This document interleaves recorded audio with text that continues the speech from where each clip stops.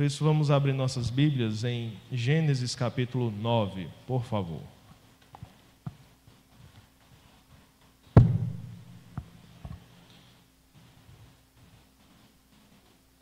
Gênesis capítulo 9.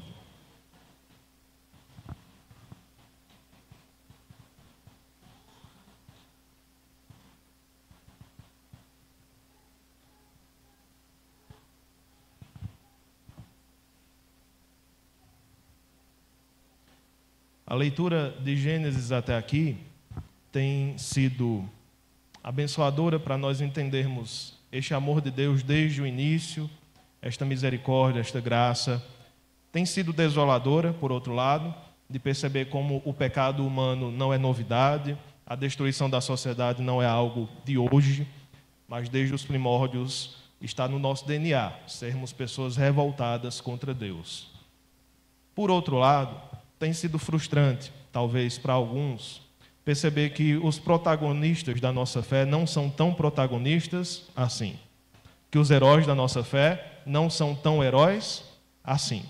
E essa frustração talvez se dê por conta da nossa educação cristã que tivemos na infância, alguns que desde cedo conhecem as Escrituras, e terem sido ensinados nas histórias bíblicas como se fossem histórias da Disney. Então, heróis, cavaleiros, pessoas que salvam, princesas sendo resgatadas, e a Bíblia não é e nem descreve esse tipo de história. Esse tipo de história romantizada não está nas Escrituras. Pelo contrário, as Escrituras são muito sinceras acerca dos pecados, dos erros, dos seus, entre aspas, heróis. Há uma música muito antiga no cancioneiro americano, na cultura americana, e ela basicamente é interpretada de duas maneiras. O nome dessa música é Uma Ponte sobre as Águas Turbulentas. Alguns interpretam ela de uma maneira humanista, em relação à amizade, outros interpretam como se fosse Cristo o referente dessa música. Essa música diz mais ou menos assim: quando você estiver cansado, quando você se sentir pequeno, quando as lágrimas estiverem nos seus olhos, eu secarei todas elas. Eu estou ao seu lado, quando os tempos ficarem difíceis e os amigos desaparecerem, como uma ponte sobre águas turbulentas, eu me estenderei. Talvez a maioria conheça na voz de Elvis Presley, mas outros cantaram, muitos outros, Johnny Cash e os irmãos Garfunkel também cantaram essa música. Cada um com uma perspectiva. Uns achando que a música fala sobre amizade. Quando você estiver triste, quando você estiver solitário, eu serei o seu amigo, eu estarei ao seu lado, como um bom amigo, um amigo fiel. Outros pensam que para o ser humano é impossível cumprir este tipo de aspecto aqui. E, na verdade, quem está falando é Jesus. Eu serei para você como uma ponte sobre águas turbulentas. Certamente nós preferimos a segunda interpretação. Eu tenho pensado muito na frase de Charles Spurgeon, que diz: visite vários livros, mas habite na Bíblia. E eu tenho pensado em uma aplicação acerca dos nossos heróis também. Visite várias biografias, visite várias histórias de heróis das Escrituras, visite, mas habite na história de Jesus. É muito importante ter esses heróis, até fora das Escrituras. Homens e mulheres que venceram pela oração, que nos fazem hoje nos sentirmos como pessoas minúsculas diante deles, porque eles viviam com Deus, eles andavam com Deus. Afinal, este é um lema desde Enoque e também em Noé, homens e mulheres que andam com Deus, e nos sentimos muito pequenos diante deles, porque não temos talvez a mesma vida espiritual, a mesma intimidade com o Senhor. Mas lembre-se, nós devemos visitar a vida deles, mas nós não devemos habitar na vida deles. É muito bom ler sobre um puritano, sobre um missionário que desbravou, mas a perfeição só está em Jesus Cristo. Isso aqui é muito importante, irmãos, afinal nós estamos lidando aqui com nossas expectativas e frustrações. Nós estamos lidando com os problemas da maioria dos cristãos que hoje têm se afastado da igreja. Têm se afastado da igreja com a desculpa de que estão frustrados. Têm se afastado da igreja com a desculpa de que não receberam alguma coisa, não foram recepcionados de tal maneira, se frustraram com os pecados de tal líder ou de tal liderança. Tais pessoas, assim como nós todos, devemos adquirir uma maturidade que venha das Escrituras, de perceber que a própria Bíblia está nos contando uma história sincera, uma história que demonstra o erro de seus heróis, que mostra que eles não são perfeitos, eles acertam em algumas coisas e devem continuar persistindo em acertar, buscando esta perfeição, este andar com Deus, mas em algum momento eles vão vacilar. E a nossa esperança, no final das contas, deve estar unicamente naquele que é homem, mas que é perfeito, Jesus Cristo. E que não seja um clichê, mas que seja uma realidade, um entendimento teológico que nós tiramos das Escrituras.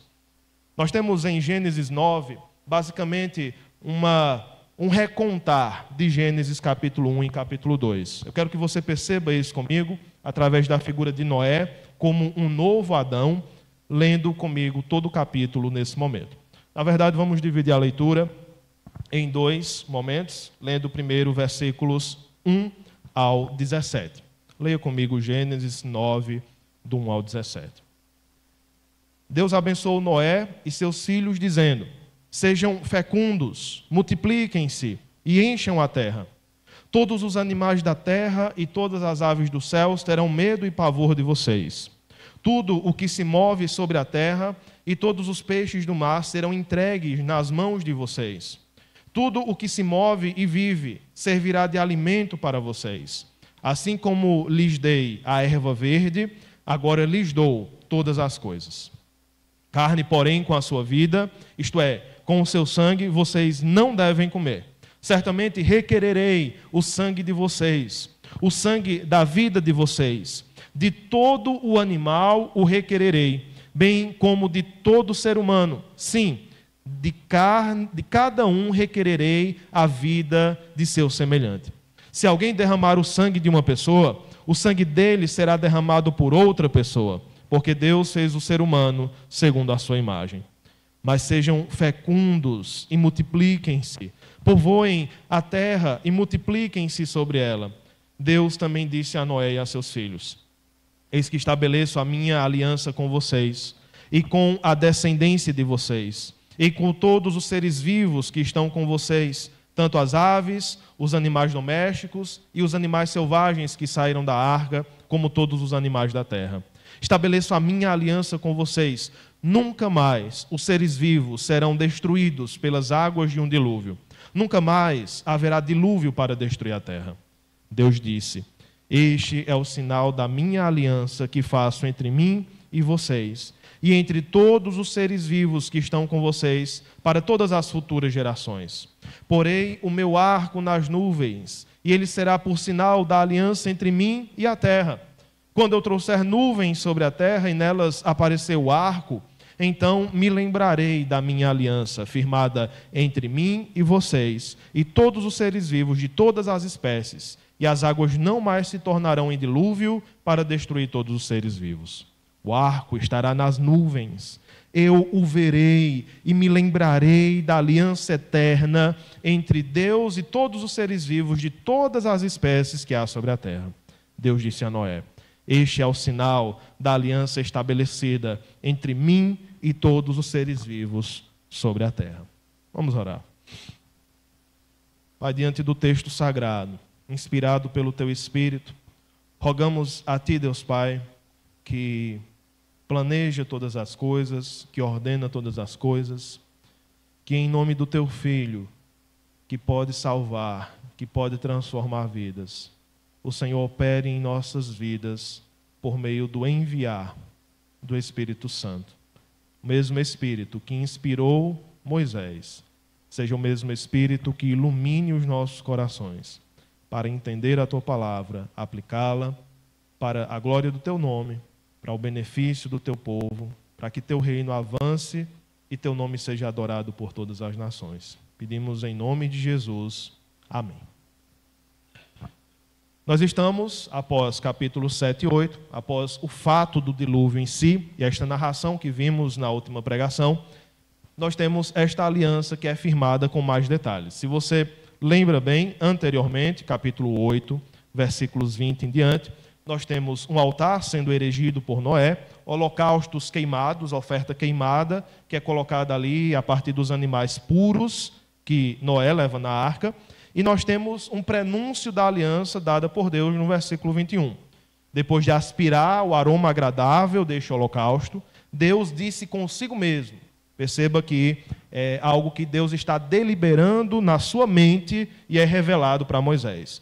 Nunca mais vou amaldiçoar a terra por causa das pessoas, porque é mau o desígnio íntimo do ser humano desde a sua mocidade. E a outra parte é que também não serão destruídos todos os seres vivos, como fiz dessa vez, e a prova disso é que enquanto durar a terra, haverá uma estabilidade mínima. Não deixará de haver semeadura e colheita, semear e colher. Frio e calor, as estações, verão e inverno também, dia e noite. Estas divisões que nos dão estabilidade temporal, Deus promete deixá-las permanecer até o final dos tempos. Afinal, a aliança é descrita no capítulo 8 ou capítulo 9. Não é estranho que Moisés faça isso, afinal ele já fez outrora, de descrever algo e depois amplificar essa imagem para que nós possamos ver mais detalhes desta aliança. Assim ele também faz neste capítulo 8 e na sequência do capítulo 9. Como é que foi descrita esta aliança? Primeiro, nós temos Deus falando consigo mesmo. Parece aquele cenário do capítulo 1 que Deus diz, façamos o homem à nossa imagem e semelhança. Em outro momento, Deus diz, desçamos e vamos analisar o que está acontecendo. Isso parece um Deus trino, Deus Pai, Deus Filho e Deus Espírito Santo, que fala consigo mesmo e estrutura o seu plano.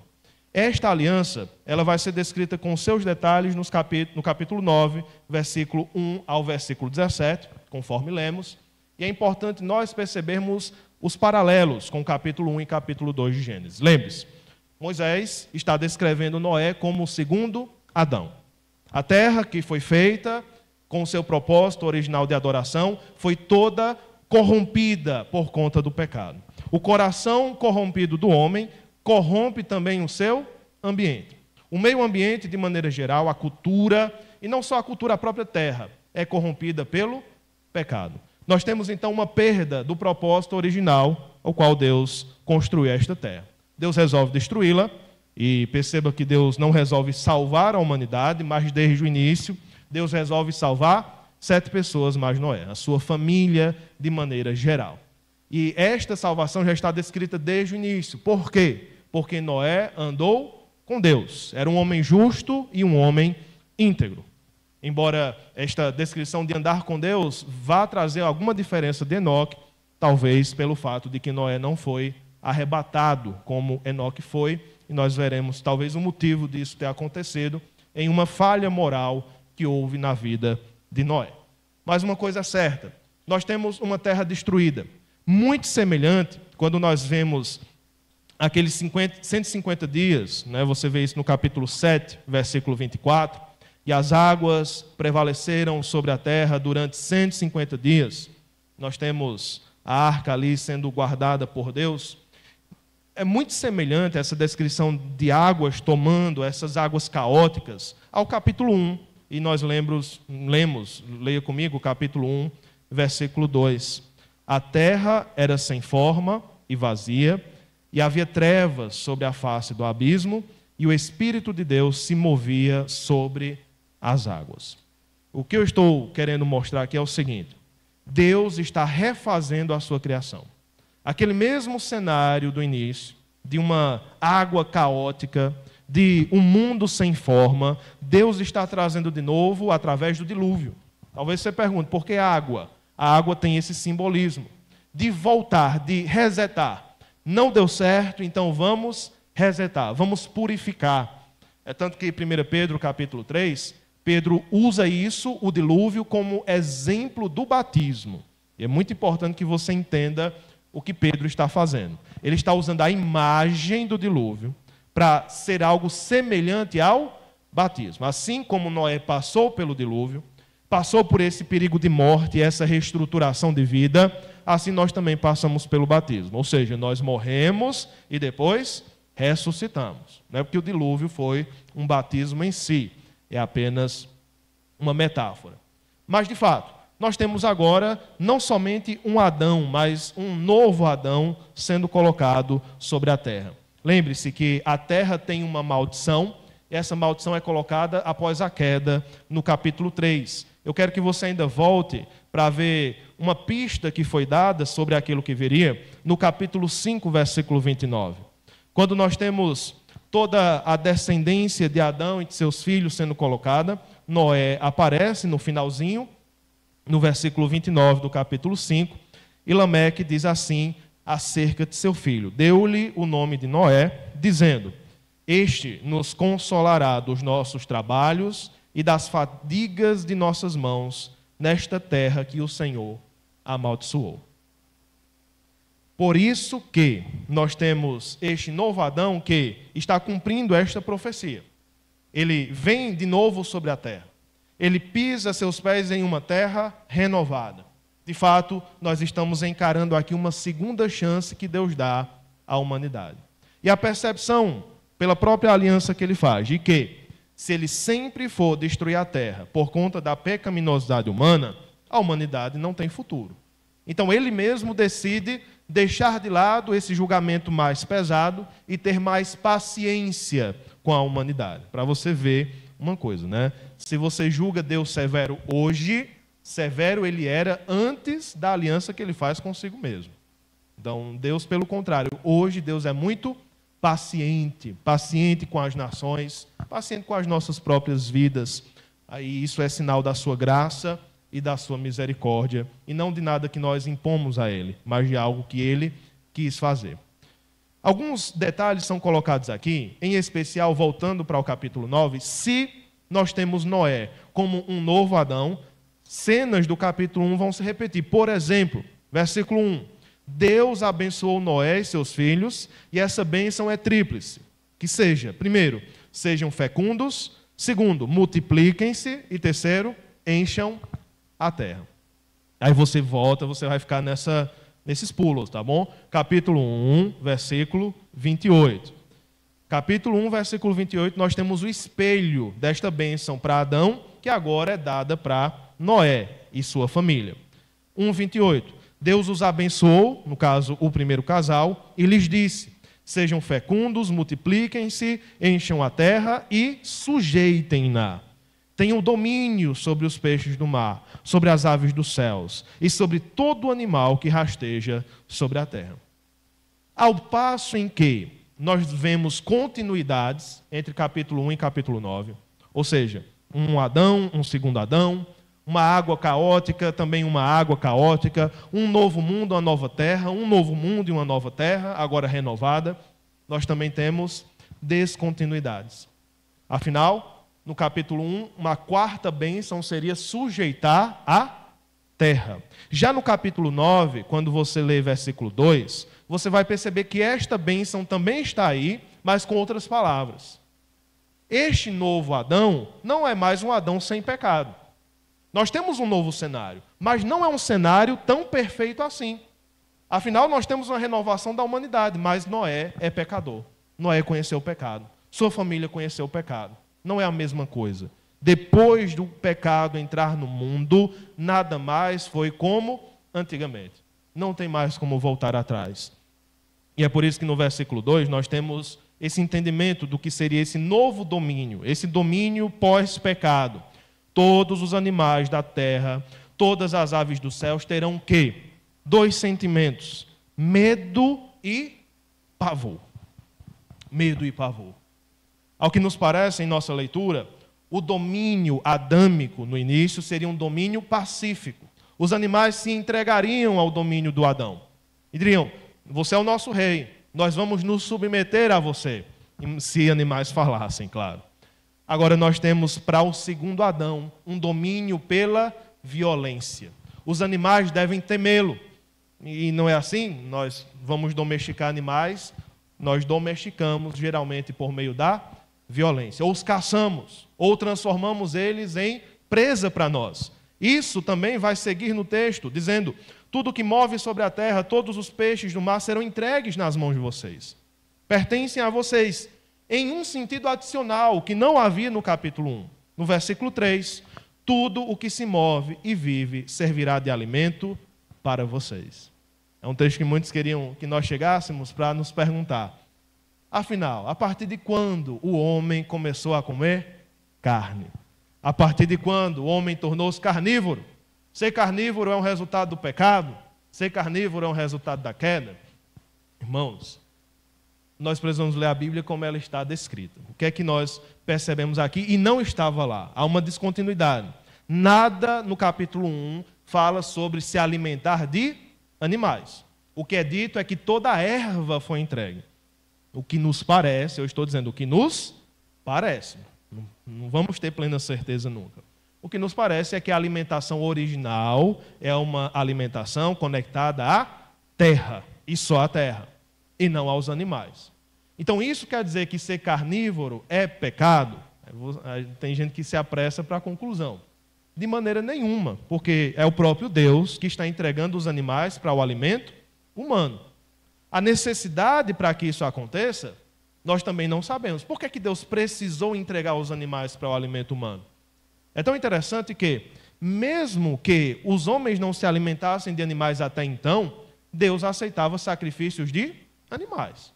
Então essa ideia da violência contra os animais, de Deus não gostar quando você mata um boi para você comer um bife, não parece ser escriturística. Afinal, Abel mata um animal e dá ao Senhor, e o Senhor se agrada disso.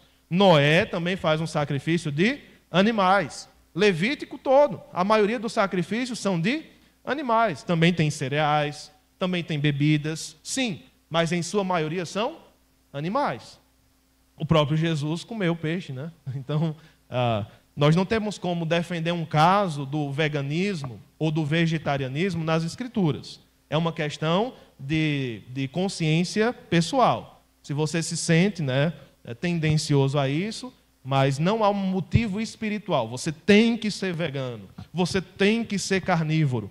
A Bíblia não descreve esse tipo de coisa. Nós temos uma permissão aqui. A permissão é que tudo que vive, tudo que se move, servirá de alimento para vocês. Deus está dando como uma bênção aqui. É uma bênção. Mas há uma limitação. Percebe que o Éden está sendo colocado aqui? Deus dá de todas as árvores do jardim, menos da árvore do conhecimento do bem e do mal. Opa! Deus dá de todos os animais que se movem, menos de um aspecto. Existe uma restrição. A restrição está no versículo 4. Carne, porém, com a sua vida, isto é, com o seu sangue, vocês não devem comer. Aqui está o mandamento de proibição, a lei do Senhor. A lei do Senhor, primordial, na aliança com Noé, é que o sangue não deveria ser comido. E existem várias perguntas em torno disso. Isso se repete na aliança com Moisés e com Israel. Na nova aliança, isso é reestruturado. Afinal, na nova aliança, nós não temos mais mandamentos de pode comer ou de não pode comer. E nós chamamos de leis dietéticas, que dizem respeito à sua dieta. A nova aliança não tem mais esse tipo de lei. Você pode comer o que quiser, a não ser que seja algo que faça mal ao seu corpo, né? E você vai agredir o templo do Senhor. Mas isso é uma coisa. Outra coisa é, a Bíblia não proíbe nada para os crentes da nova aliança que estão na igreja, que estão em Cristo Jesus. Mas os judeus, sim. Os judeus da antiga aliança tinham suas proibições, e essas proibições não eram aleatórias. Elas tinham a ver com a cultura da época, elas tinham a ver com a higiene da época, com questões culturais e higiênicas, mas também tinham a ver com questões espirituais, como símbolos espirituais. Inclusive aqui, o versículo 4 está nos trazendo um símbolo espiritual. Que símbolo é esse? O sangue carrega a vida. Para nós é difícil entender isso, uma vez que somos uma sociedade moderna, de entender esse simbolismo do sangue carregando a vida, não é verdade? Nós meio que transferimos a vida do coração para o cérebro. Meio que foi isso que aconteceu na nossa cosmovisão. Quando o cérebro desliga, nós dizemos que a pessoa está morta, certo? Mas para uma sociedade que não tem um avanço medicinal, um avanço na ciência, que nos diga sobre a sinapse, sobre as questões cerebrais, elas entendem o quê? Quando você mata alguém, você derrama o seu sangue. Ou seja, a imagem da vida está no sangue. Isso é previsto no próprio Senhor Jesus Cristo. Ele derramou o seu sangue por nós. O que é que isso significa? Que ele morreu por nós. Essa é uma imagem cultural que os crentes precisam entender. Ou seja, o sangue contém a vida, figurativamente. E toda a vida pertence a Deus. Você pode comer de qualquer coisa, mas derrame o sangue. Primeiro derrame o sangue, depois coma. Você não tem direito de comer o sangue.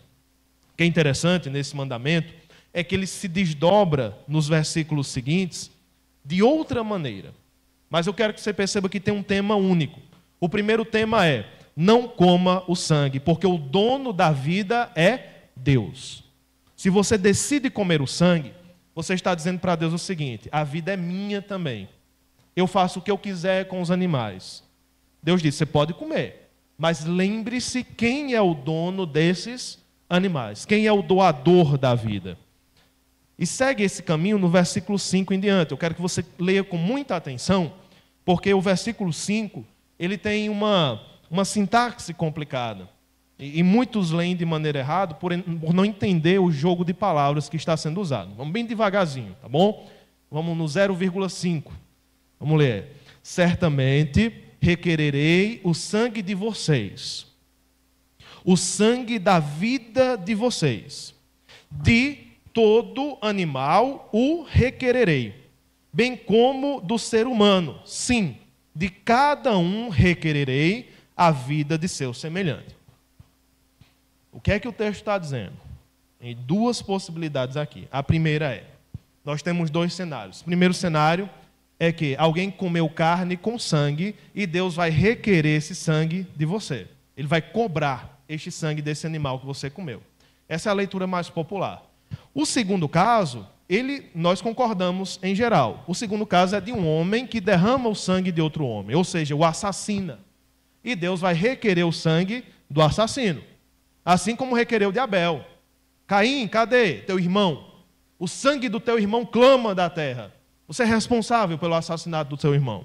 Então, da mesma maneira, aconteceria nesta aliança. A segunda leitura, ela vai por outro caminho, que é o caminho que nós estamos defendendo aqui. A segunda questão do assassinato permanece, vai mudar a primeira questão. Certamente requererei o sangue de vocês, o sangue da vida de vocês, de todo animal o requererei. A ideia aqui, meus irmãos, é como uma previsão de Levítico, de que se até o animal matar alguém, o animal também deverá ser morto. Perceba, de todo animal requererei.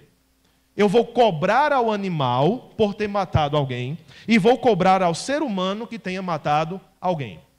A ênfase no texto, e percebe no final, sim, de cada um requererei a vida de seu semelhante, a ênfase está no assassinato de seres humanos. E na lei de Levítico e de todo o Antigo Testamento, nós temos até bois que matam alguém, bois bravos, que matam alguém na estrada. E o que é que deve ser feito com esses bois que matam alguém na estrada? Devem ser mortos. Devem ser mortos. Um pitbull que mata alguém, aí já entra em outra polêmica, né? Estamos falando da antiga aliança. Na antiga aliança, um animal que matava um ser humano deveria ser morto. Na antiga aliança, um ser humano que matasse outro ser humano deveria ser morto. E se você duvida disso, tem o versículo 6. Nós chamamos isso de lex talionis, é a lei de Talião. Olho por olho, dente por dente, vida por vida. Se alguém, versículo 6, derramar o sangue de uma pessoa, o sangue dele será derramado por outra pessoa. Qual o motivo? Porque Deus fez o ser humano segundo a sua imagem. Assim como o início da bênção, uma bênção manchada pelo pecado, afinal, a bênção do Senhor ela é restringida pelo pecado, agora teria violência, agora teria morte para comer os animais. Mas nós temos o versículo 28. Agora, no final do versículo 6, nós temos capítulo 1, versículo 27 sendo espelhado. Volta lá no capítulo 1, versículo 27. Percebe como é interessante esse espelho que está se formando. 1, 27. Assim, Deus criou o ser humano à sua imagem. A imagem de Deus o criou. Homem e mulher os criou. Nós temos, então, a descrição da imagem e semelhança do homem sendo criada por Deus, do homem e da mulher.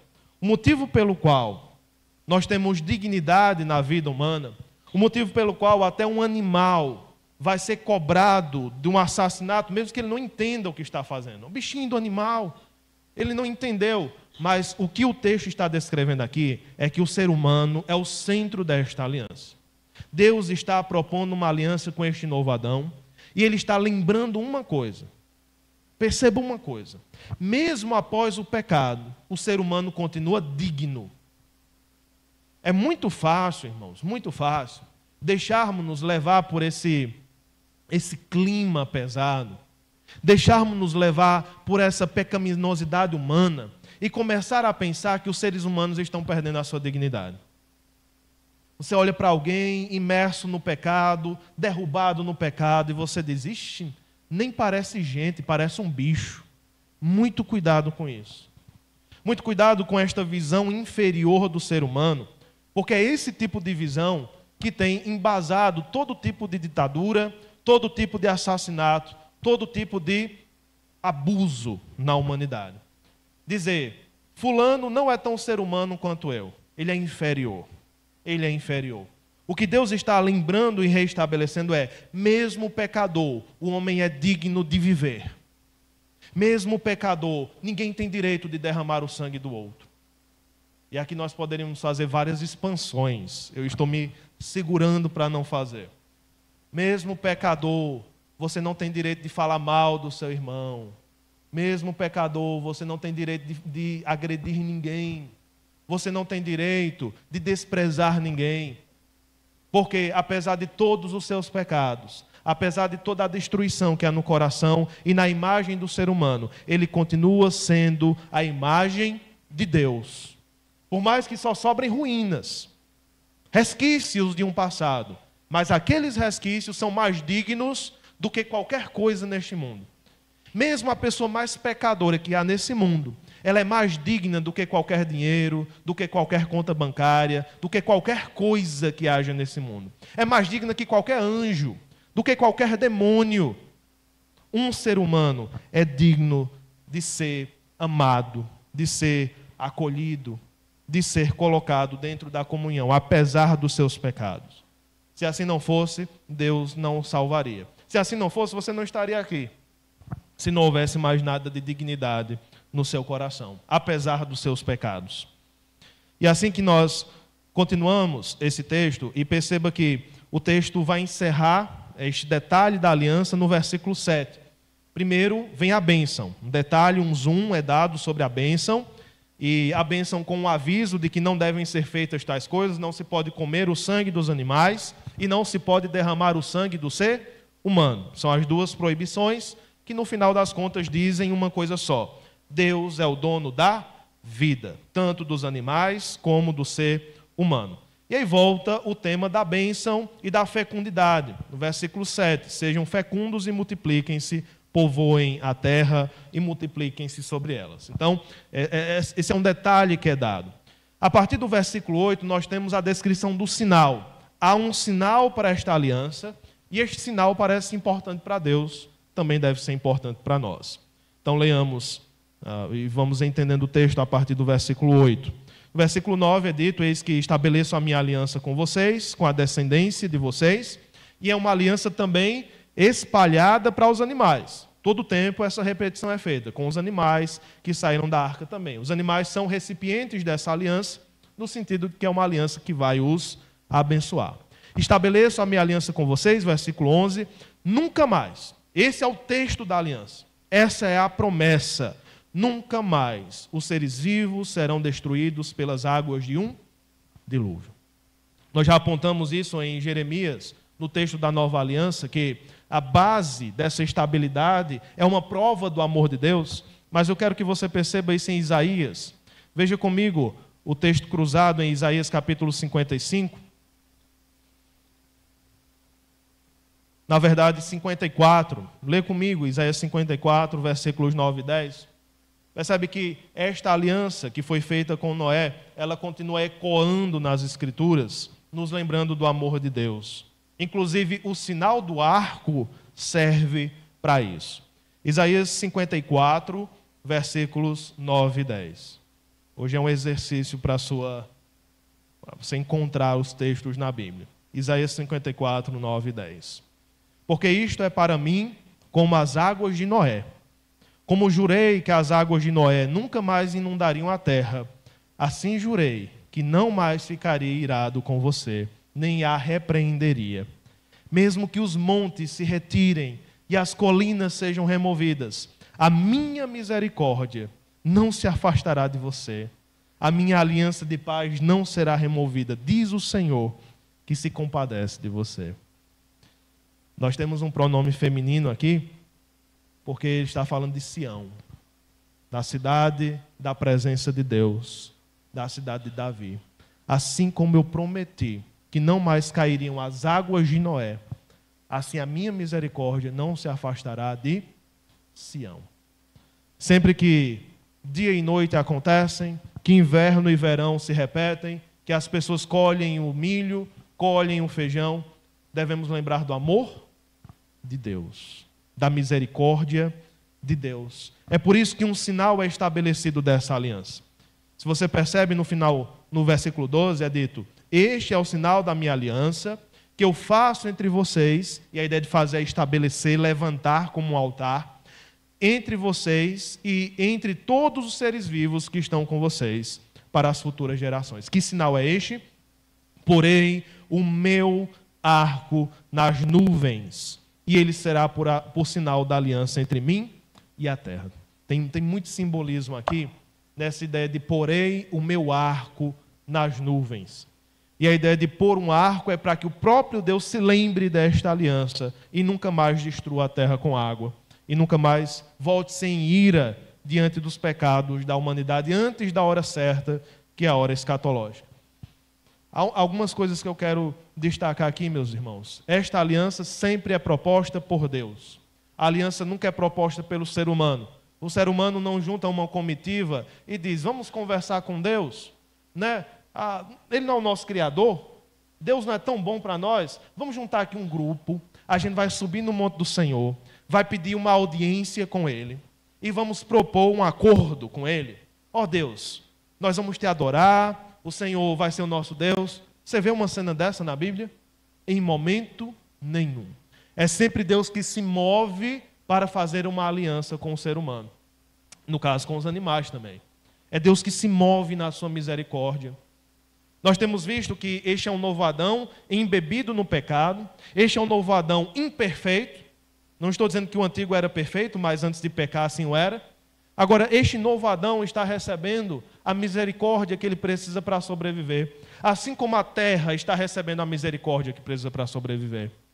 Quando Lamentações de Jeremias diz que é a causa de nós recebermos mais uma manhã são as misericórdias de Deus, você está entendendo que Jeremias está lembrando de Noé. Está lembrando da aliança com Noé.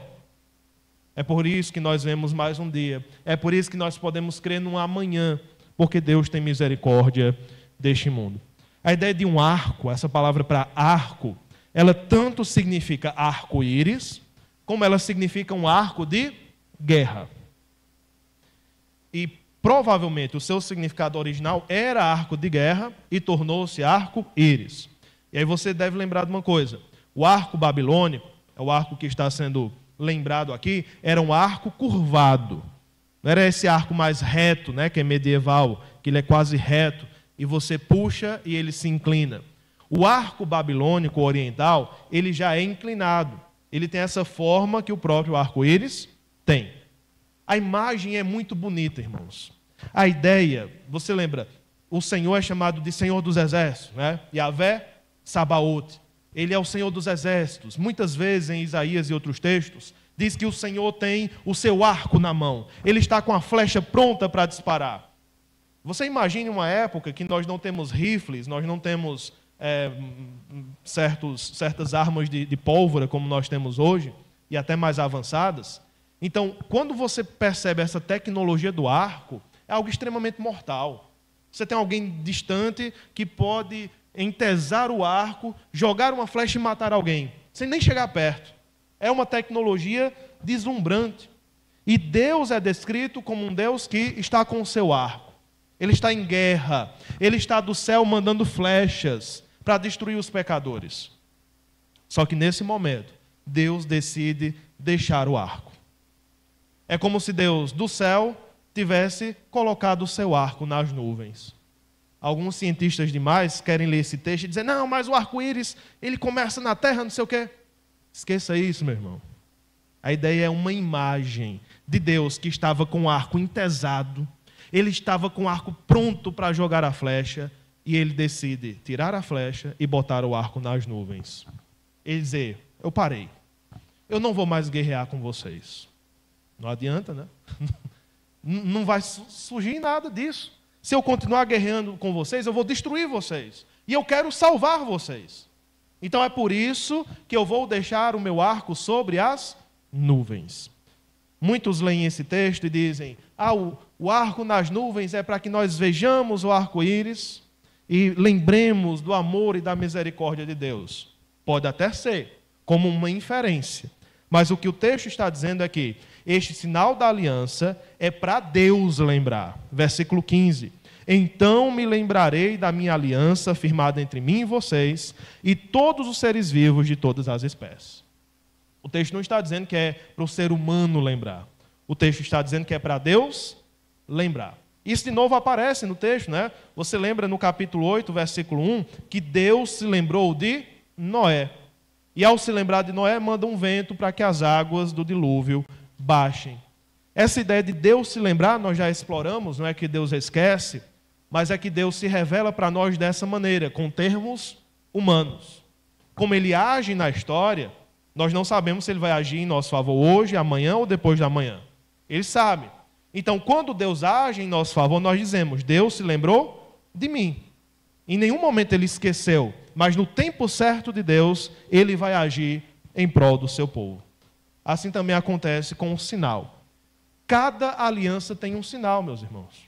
Cada aliança tem um sinal. Se nós pudéssemos chamar aquela aliança que Deus faz com Adão e Eva no jardim, uma aliança de amor, embora não tenha esse nome, uma aliança de comunhão, qual era o símbolo daquela aliança? O sábado. O sábado era o símbolo da aliança que Deus fez com a criação. Por isso que a criação deveria descansar no sábado. Qual o símbolo da aliança com Noé? O arco-íris. Inclusive, a ideia das cores, elas vão ser retomadas lá em Apocalipse. Mas isso é uma história para outro momento, né? Mas a aliança com Moisés e com o povo de Israel. Qual o sinal da aliança de Moisés com o povo de Israel e com Deus? A circuncisão. A ideia é você ter um sinal físico, uma demonstração física de algo que Deus está fazendo. Será que Deus, ele pode ser enganado? Será que Deus não sabe todas as coisas? Por que no dia da morte dos primogênitos, ou na noite da morte dos primogênitos no Egito, ele mandou que os pais, os líderes, passassem sangue nos umbrais da porta, para que o anjo vingador não entrasse e matasse seus filhos primogênitos? Será que Deus não sabia a casa dos fiéis, não? Será que ele não sabia que esse é crente, eu não vou entrar aqui? Por que ele precisava de um sinal visível? A ideia do sinal visível é que demonstre algo que já acontece no coração. Seja uma demonstração. Alguns dizem que isso são sacramentos. Você deve ser batizado, você deve tomar a ceia do Senhor como um sinal visível da graça que você já recebeu no seu coração. Nesse sentido, nós concordamos. Mas também nós não cremos que apenas com isso você será edificado. Você pode ser um miserável pecador que faz tudo que não presta e está aqui tomando a ceia e ter sido batizado e não está sendo abençoado. Você precisa ter o coração no lugar certo também. Não é o sacramento que vai te abençoar. É o seu coração com a ordenança, nós chamamos ordenança, que vai confirmar o teu coração. Da mesma maneira como o arco confirma esta aliança que Deus já fez. Lembra a Deus de que Ele deve agir em favor do ser humano nesta aliança firmada. Esse é um Deus que desiste de lutar. E esse tipo de graça, esse tipo de misericórdia, muito me afeta. E eu queria que afetasse você. É um Deus que desiste de lutar. Você já pensou nisso? Geralmente a graça é descrita em torno de um Deus que luta pelos seus filhos. Ele luta por nós, Ele é o nosso consolador, Ele repreende Satanás. Mas às vezes a graça ela é descrita como alguém que desiste de lutar.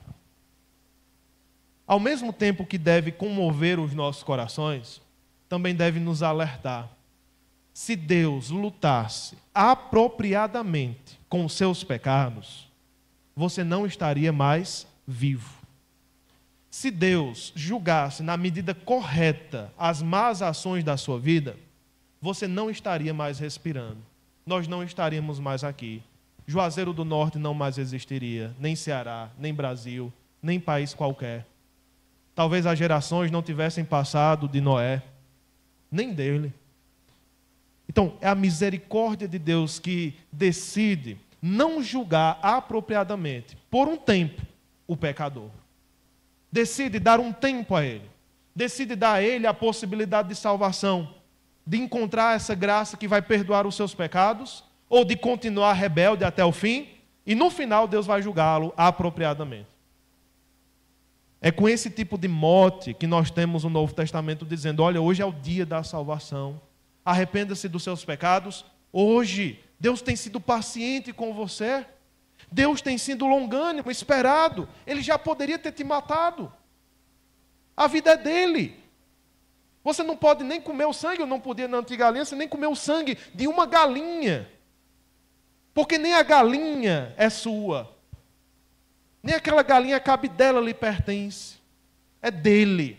É ele que te dá o alimento, ele que te dá a vida, ele que te dá essa respiração que tu usa para pecar. Ele te dá esse cérebro que tu desperdiça nas redes sociais. Ele que te dá essas pernas que te conduzem a lugares errados. Ele que te dá esses olhos que se fecham para dormir, para fazer o que quer e nunca para fazer a vontade dele.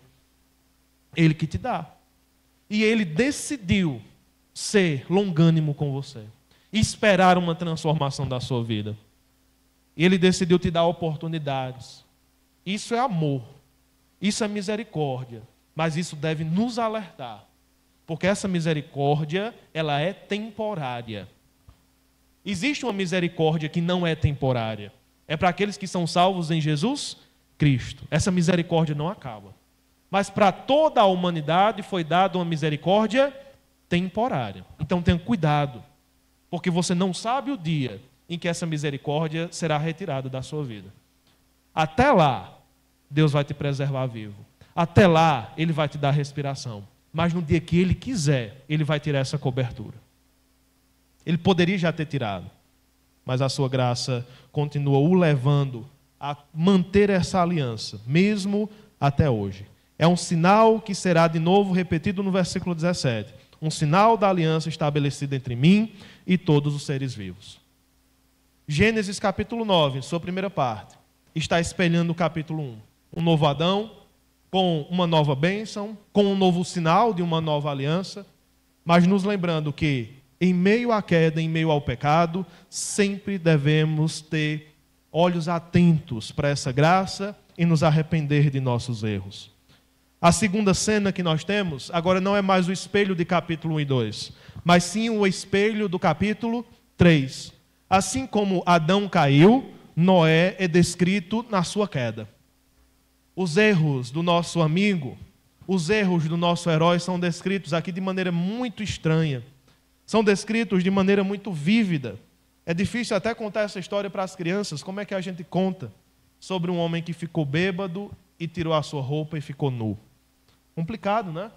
Devemos achar maneiras criativas de levar nossas crianças a entender isso. Mas leia comigo a partir do versículo 20. Sendo Noé agricultor, passou a plantar uma vinha. Bebendo do vinho, embriagou-se e ficou nu dentro da sua tenda. Cã, pai de Canaã, vendo a nudez do pai, foi contar isso aos seus 2 irmãos que estavam do lado de fora. Então Sem e Jafé pegaram uma capa, puseram-na sobre os seus próprios ombros e, andando de costas e com os rostos desviados, cobriram a nudez do pai, sem que a vissem. Quando Noé despertou do seu vinho, soube o que o filho mais moço havia feito. Então disse: maldito seja Canaã, seja servo dos servos para os seus irmãos.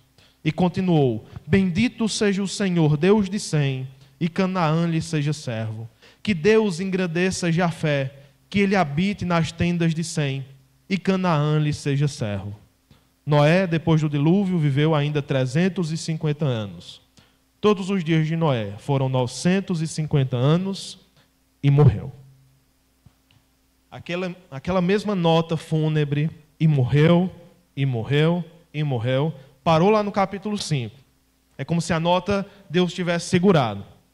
Vem capítulo 6, capítulo 7, capítulo 8. Final do capítulo 9, a nota toca de novo. E morreu.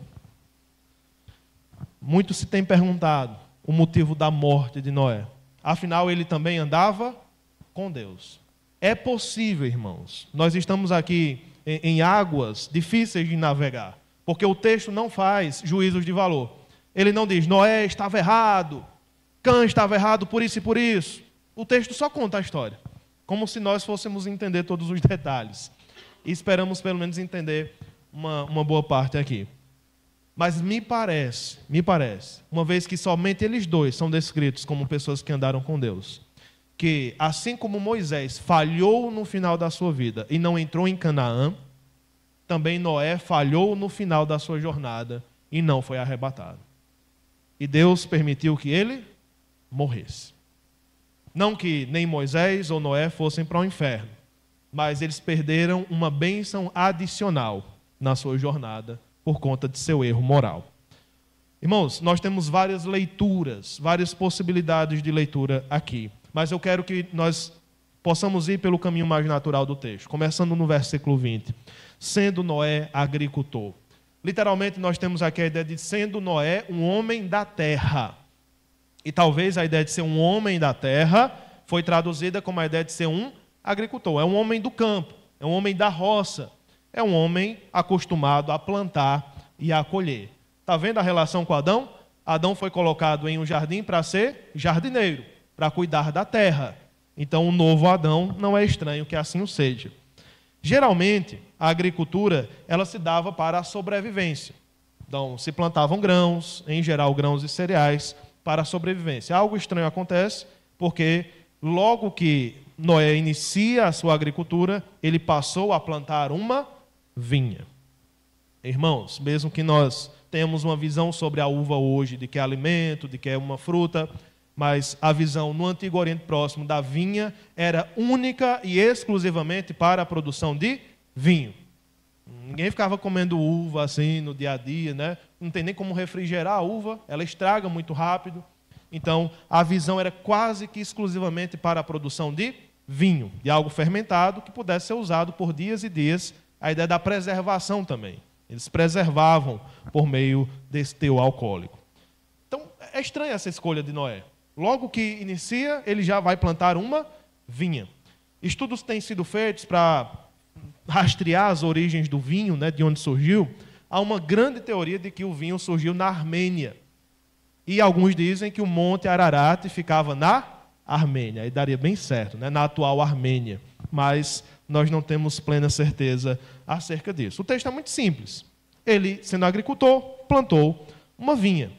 E a ideia é que, a partir dessa vinha, ele produziu vinho, no versículo 21, bebeu, embriagou-se e ficou nu dentro da sua tenda. O texto não dá detalhe nenhum, simplesmente descreve a cena e nós temos que imaginar, ou tentar imaginar, algumas coisas. Alguns que têm uma posição mais pró-bebidas alcoólicas dentro do cristianismo dizem que Noé não errou em nada. Ele está plenamente certo. A única pessoa errada na história é Cã, o único que está errado na história. Mas, irmãos, aqui eu não estou impondo nenhuma leitura sobre se é certo ou não beber bebidas alcoólicas. Isso é assunto para EBD. Eu venho para EBD e a gente discute isso aqui. Mas o que nós estamos propondo aqui é uma leitura literária do texto. E a leitura literária está fazendo um paralelo, como temos proposto. Então, assim como Adão caiu em pecado, o texto parece nos mostrar que Noé também caiu em pecado, que não era perfeito. Noé é esse homem calado, né? Ele não fala nada. Essa é a única vez em que ele vai falar. É um homem taciturno, que Deus manda ele fazer, ele faz. Parece um homem extremamente calado. E talvez por isso, por essa introspecção, que ele está bebendo sozinho dentro da sua tenda. Não está bebendo nem com a esposa, né? Ou pelo menos o texto não diz que assim seja. Alguns têm se perguntado por que ele ficou nu. Por que ele está nu? E uma das teorias é porque ele está em um ato sexual com a sua esposa. De novo, o texto está falando sobre isso, que a esposa estava lá. Então vamos pensar nas possibilidades que estão dadas aqui. Versículo 22 diz que Cã, pai de Canaã. Sempre o texto fala sobre Sem, Cã e Jafé. Percebe isso desde o capítulo 5. Sem, Cã e Jafé. São os três principais filhos de Noé. Cã tem um detalhe, ele é pai de Canaã. A primeira pergunta é essa. Porque quando nós vamos ler capítulo 10, nós vamos ter a descendência dos filhos de Noé. Veja aí, capítulo 10, versículo 6. Quem são os filhos de Cã? Os filhos de Cã foram Cuxi, Mizraim, Pute e Canaã. Por que lá no capítulo 9 está sendo descrito que ele é pai de Canaã? E tem mais um mistério aqui. E ele vê a nudez do pai e vai contar aos seus dois irmãos que estavam do lado de fora. A cena é essa. Nós temos uma tenda de habitação, Noé está bêbado e nu, Cã entra e depois vai contar para os irmãos que estão do lado de fora. E o texto faz questão de dizer que esse Cã é pai de Canaã. Pegaram isso? Afinal, o que foi que Cã fez de tão errado que levou Noé a amaldiçoá-lo de tal maneira, como no versículo 25, maldito seja Canaã, seja escravo dos escravos, que é a ideia de servo dos servos, para os seus irmãos. O que é que ele fez de tão sério? Ele só viu o pai nu? Isso levou Noé a um irromper de ira tão grande assim? Então, alguns, diante de não crer que seja tão sério a visualização da nudez, pensam em outras possibilidades. Uma das possibilidades eu já mencionei, de que Noé estava prestes a ter um intercurso sexual com sua esposa. Cã entra e vê, e das duas uma. Eu vou colocar as duas possibilidades que os intérpretes dão. Ou ele abusou do seu pai, certo? Ele foi sodomita, abusou o seu pai, ou ele deitou-se com a sua mãe. Essa possibilidade de se deitar com a sua mãe, que alguns intérpretes dão a partir de Levítico, capítulo 11 e capítulos seguintes. Porque lá em Levítico é dito assim, que descobrir a nudez do pai é ter relações com a mãe. Isso acontece, inclusive, na família de Jacó. Um dos filhos tem relações com uma das mães, em várias mulheres, e ele é amaldiçoado por conta disso. Então, nós chamamos isso de incesto, né? É um dos pecados sexuais mais terríveis de se cometer na lei do Senhor. Então, é por isso que Noé fica indignado, porque ele está bêbado, e aí seu filho entra, tem relações com a mãe, e alguns dizem, isso é muito semelhante ao capítulo 19 de Gênesis, que Ló está bêbado também, lembra lá, a história pesadíssima, e as filhas de Ló dizem, o mundo acabou, pensam que o mundo acabou, vamos ter relações com o nosso pai, e assim elas enganam o pai com a bebida. Dizem, está vendo? Incesto mais bebedice. Também capítulo 6, capítulo 9 é a mesma coisa. Irmãos, tudo bem que as histórias têm seus paralelos, mas os irmãos estão do lado de fora da tenda. Nada se fala sobre a mãe deles. E você imagina uma mulher com tantos anos, né? E alguns dizem, não, é porque Cã pensou que o mundo se acabou e aí por isso pensou em ter relações com a mãe para ter filhos. Mas ele tinha esposa. Nada disso faz sentido. Nada disso é claro diante do texto. E outra coisa, irmãos, o versículo 23 é o que determina a nossa interpretação. Se Cã, o pecado de Cã foi ver a nudez do seu pai, como é que Sem e Jafé fazem a coisa certa? Pegam uma capa, põem sobre os seus ombros e, andando de costas e com os rostos desviados, cobrem o pai. Então, nos parece um paralelo aqui. Um olha a nudez, os outros dois cobrem a nudez. Seria um paralelo estranho dizer, um abusou do seu pai e os outros cobriram a nudez de seu pai. Percebe que não faz sentido? Nós temos Pelo contrário, algo mais simples, uma leitura mais natural do texto. O grande pecado de Cã, que será julgado em Canaã, o seu filho, é o pecado de desrespeitar o seu pai. Nós temos algo aqui relacionado ao pecado sexual. Pecado sexual não é só cometer, não é só fazer, também é ver. E, em certo momento aqui, quando nós falamos sobre a teologia da nudez, nós mencionamos esse texto aqui, acerca da pornografia, acerca do que você vê. Pecado sexual não é só adulterar, também é ver. E isso para mim está descrito aqui. Ver a nudez é algo muito sério. E ainda mais, nós temos algo sexual, mas temos algo em outro nível. Ver a nudez do pai é muito mais sério, porque está rompendo a lei que ainda virá de honrar pai e mãe. Os intérpretes judeus, é bom ouvir eles, porque eles passaram séculos pensando na Bíblia, no Antigo Testamento, dizem que Cã não somente viu, mas foi zombar com seus irmãos. Saiu e disse: o velho está doido, está nu, está pirado. Essa é uma possibilidade mais plausível para mim. Por quê? Porque ele vê a nudez e não cobre. Ele vai lá contar para os seus irmãos, vai fuxicar.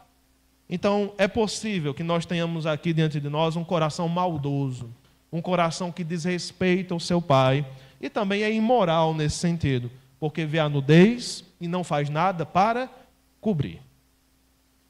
Todo cristão que vê nudez acidentalmente deve cobrir essa nudez para que não mais a veja.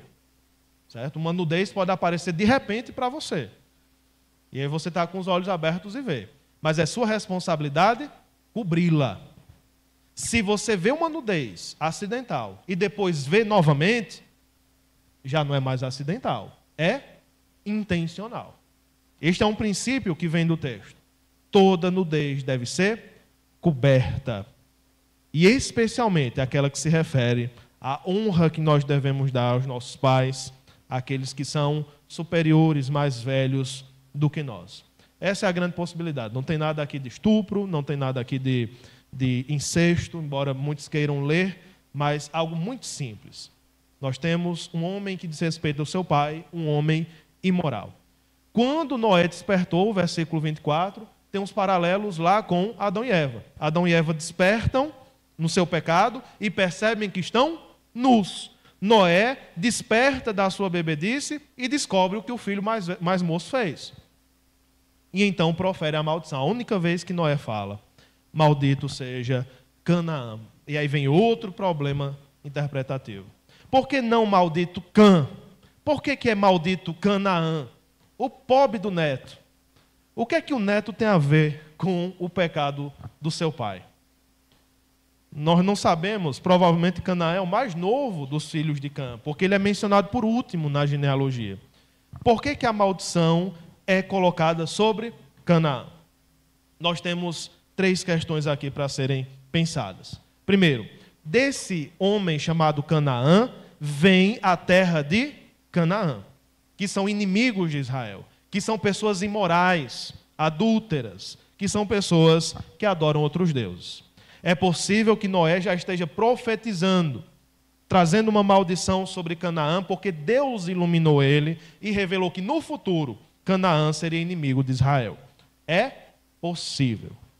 A outra questão é: assim como ele foi desrespeitado por seu filho, Noé foi desrespeitado por seu filho, a maldição é que Canaã, o filho de Cã, desrespeite o seu pai. Então é olho por olho, dente por dente. Assim como eu fui desrespeitado por você, Cã, que Canaã te desrespeite também, para que você experimente o que eu passei. Mas, meus irmãos, a outra possibilidade ainda é aquele adágio que é trazido em Ezequiel, que os pais comem uvas verdes e os filhos desbotam os dentes. É a ideia do pecado que é passado em suas consequências nas gerações. Embora na nova aliança isso tenha se rompido, na antiga aliança isso não se rompeu. Os filhos também pagavam pelos pecados dos seus pais. E não é estranho. Afinal, os filhos recebem a bênção pelos pais. Sem Cã e Jafé não fizeram nada, mas foram salvos pela fé de Noé. Agora também, Canaã será amaldiçoado pelo pecado de seu pai, Cã. Que ele seja escravo dos escravos, que ele seja o menor de todos os irmãos. Alguns pensam que, além disso, um quarto elemento é que Noé não pode amaldiçoar Cã, uma vez que ele já tinha sido abençoado por Deus, no capítulo 9. Quando Deus abençoa, você não pode amaldiçoar. E uma vez que Cã não pode ser amaldiçoado, ele diz, eu vou amaldiçoar então o seu filho, que é Canaã. É uma outra possibilidade que podemos adicionar. E que ele seja o inferior. Mas eu quero que você perceba que depois da maldição nós temos uma bênção. E continuou o versículo 26, bendito seja sem? Bendito seja Jafé? Não, bendito seja o Senhor. É outra coisa estranha. Porque afinal, a maldição é para um filho. Você espera que a bênção seja para o outro filho, ou para os outros. Mas a bênção de Noé não é para os filhos, é para o Senhor. Bendito seja o Senhor, Deus de Sem, e Canaã lhe seja servo. Que Deus engrandeça Jafé, o outro filho, e que ele habite nas tendas de Sem, e Canaã lhe seja servo. Como se Noé estivesse invocando o Senhor, dizendo, Senhor, que tu sejas o Deus de Sem e o Deus de Jafé, que o Senhor seja bendito, e que o Senhor cumpra esta minha maldição e esta minha bênção. Agora, sem perceber, Noé faz uma grande profecia aqui. Uma profecia que só vai ser cumprida no novo céu e na nova terra. Sabe onde é que está essa profecia? No 27, versículo 27. Que Deus engrandeça Jafé e que ele habite nas tendas de Sem. A pergunta é, quem é ele? Quem é que vai habitar nas tendas de Sem? Quem é que vai habitar nas tendas de Sem? Só tem duas possibilidades. Ou é Jafé, ou é Deus. Jafé habitar nas tendas de Sem é muito estranho. Porque nós temos povos diferentes aqui. Nós temos, a partir de um dos filhos, os gentios, os povos do mar, que depois viria Grécia, Roma e todos os outros. Nós temos, a partir do outro filho, Israel. Em que momento Israel se habitou nas tendas dos gentios? Mas a grande possibilidade aqui, irmãos, é que Deus habite nas tendas de Sem. E de fato, Deus habitou numa tenda no meio de Israel.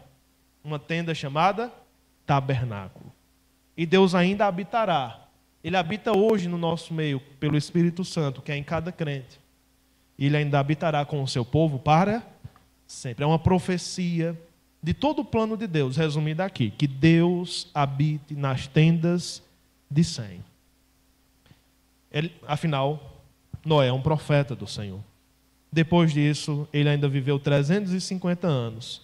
E todos os dias de Noé foram 950 anos e morreu. Os amigos não podem ser pontes sobre águas turbulentas para você. Eles podem ser pontes temporárias, pontes frágeis, pontes que, caso você confie demais, falharão. Quem é que pode ser uma ponte para você sobre as águas turbulentas? Quem é que pode ser o teu novo Adão? Não como Noé, não com os seus erros. Mesmo que alguns defendam que Noé não pecou, o texto deixa claro que sim, houve pecado. Houve pecado, houve uma humilhação. Não é normal um homem estar nu. Não é normal um homem sair da sua lucidez. Ele está louco, ele está perturbado. Ele não deveria se intoxicar com vinho. Intoxicação, bebedice é pecado? Sim. Os reis são proibidos. O voto do Nazireu mostra isso. Os levitas não poderiam beber e ir sacrificar, porque Deus os castigaria. Quem serve ao Senhor deve ter a sua mente no lugar. Não deve viver embriagado. Agora, certamente, existe uma gradação de pecados. Se embebedar, é um pecado. Agora, ver a nudez do pai é um pecado pior ainda. Pecados são diferentes em suas consequências. Porque, afinal, Deus não amaldiçoa Noé. Deus não diz, Noé, você está errado, você vai passar por isso. Das duas, uma. Ou o pecado de Noé não foi tão grande assim, e Deus escolhe não castigá-lo, ou é porque Noé tem crédito com Deus. O homem já fez muita coisa, né? Ele pecou E aí Deus é misericordioso com ele, mas com Cã não é. Porque esta maldição de Noé, de fato, se cumpre na vida de Cã, de Canaã e de toda a família que vem depois.